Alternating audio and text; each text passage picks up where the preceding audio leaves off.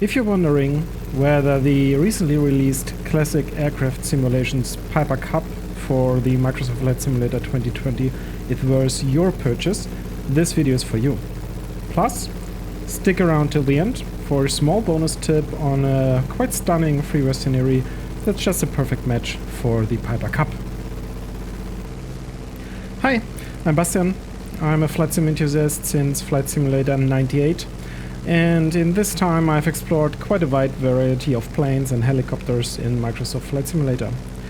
Today I want to share my impressions of the CAS Piper Cup, a plane that promises kind of a visceral and immersive flying experience. Before we start, I would really appreciate it if you would consider hitting that like button. It makes all the difference. And now let's get into the video. Let's start by talking about the buying experience. The Cup is available on Sim Market for around 20 euros and purchasing and installing via the app is very simple. After installation, you will find the aircraft in the normal aircraft selection menu with a couple of different liveries in yellow, white and black. And unfortunately, there's currently no detailed manual available, only a 4-page quick start guide is included, which you have to download from the developer's Discord channel. The Cup is very detailed modeled with nice textures, but it's also highly functional. After you open up the door and window, you can move outside and start performing your workaround check. You can check the oil level,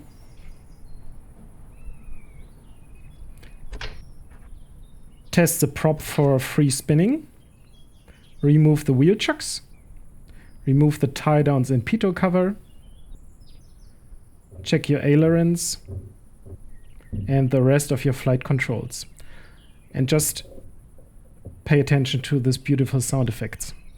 You can also perform an engine inspection by removing all the fastening pins of the cowling.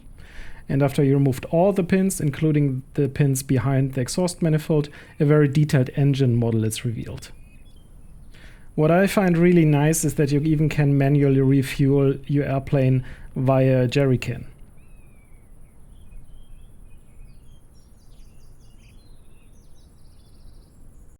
A tablet interface is also available in the cockpit. There you can access a variety of controls, including loading fuel and passengers, adjusting equipment, and also monitoring the engine status.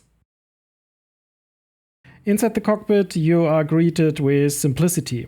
You have basic flight instruments, such as an airspeed indicator, which reads in miles per hour, a magnetic compass, and an altitude indicator. Look closely at the beautiful vibration effects of the gauges. The optional avionics stack includes a radio and a transponder, which means that you could fly the Cup in controlled airspace. There's no electric starter in the Cup, so you need to do a hand starting. That is easy, just switch on the magnetors, give it a little of throttle, make sure that the fuel cutoff switch is on, prime it if it's too cold, and then give it a couple of spins manually. The engines should start right up, and now enjoy this beautiful sound effects. The engine also features oil consumption and also simulates flooding the engine by overpriming. The quick start guide will give you the correct procedure and how to fix a flooded engine. The flooded engine is not the only failure scenario you can encounter. If you find yourself burying the nose into the ground, you will see that the prop strikes are simulated, including visual effects like a broken prop and smoke. And now let's talk about how the Cup feels and flies. And to make it very short, the Cup is just a joy to fly. The excellent visibility, especially to the left and right, and the immersive sound and also the vibration effects really enhances the experience. The flight model is also very good. I found all aspects of flying the Cup easy except the landings. Takeoffs are very simple, just apply full power, keep the Cup straight with the rudder pedals, and at 25 miles per hour the tail will come up by itself. At 40 miles, just apply a little bit of back pressure and you're flying. Climb out at 55 miles per hour and all is good. There's almost no roll by engine torque or prop wash. Turning the plane is a little bit more difficult compared to other airplanes, since there is a lot of adverse yaw, meaning when you initiate a turn with the ailerons, the nose will yaw to the opposite side you want to turn. So be prepared to use your feet a lot. The approach again is straightforward. There are no flaps on the cup, so you can just fly the pattern at 60 miles per hour or so.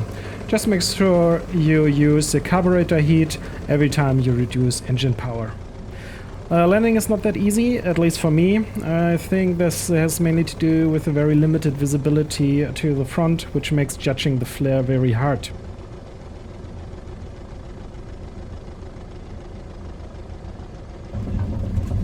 Rollout after flare is easier, but not easy by any means. After touchdown, apply some brakes, but not too much, or you will encounter the prop stack simulation again. Apply some brakes, keep the stick neutral, and wait for the tail to settle down automatically. Then apply back pressure and use the brakes as you wish. While all this is going on, make use of the rudder to keep the nose pointed along the runway, otherwise you risk a ground spin. So let's summarize our findings regarding the Piper Cup from Classic Aircraft Simulations. On the positive side, the 3D model is just beautiful and also functional. You have the removable cowlings, windows, oil level indicators, and you have the damage model including the prop strike. The system simulation for such a simple airplane is extremely good. You have engine flooding, you have the priming, hand starting, and you have the tablet interface to manage all that. It is really nicely flying and still challenging, which is a very, very good combination, I think. The sounds and the visual effects, especially vibrations, are just beautiful and they increase immersion hugely. This is aided by the great visibility to the left and the right in the cockpit. And the brakes are really bad.